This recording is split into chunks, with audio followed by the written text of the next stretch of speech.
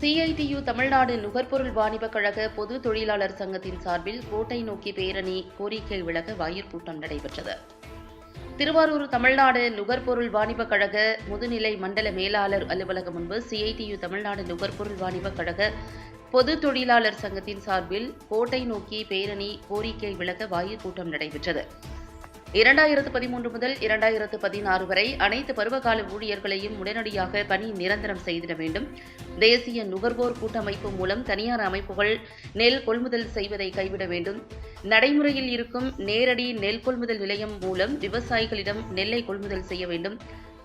நவீன அரிசி ஆலைகளில் காலி பணியிடங்களை நிரப்பிட வேண்டும். துப்புரவு பணியாளர்களை உடனடியாக பணி நிரந்தரம் செய்திட வேண்டும் உள்ளிட்ட கோரிக்கைகளை வலியுறுத்தி மண்டல தலைவர் KS ராஜா தலைமையில் நடைபெற்றது. வாய்க்கூட்டத்தில் மண்டல செயலாளர் அண்ணாதுரை, பொதுச் செயலாளர் புவனேஸ்வரன், மண்டல துணைத் தலைவர் ஜோதிபாசு, துணை செயலாளர்கள் வைத்தியலிங்கம், விசாலாட்சி, CITU மாவட்ட செயலாளர் முருகையன் உட்பட தொழிலாளர்கள் கலந்து கொண்டனர்.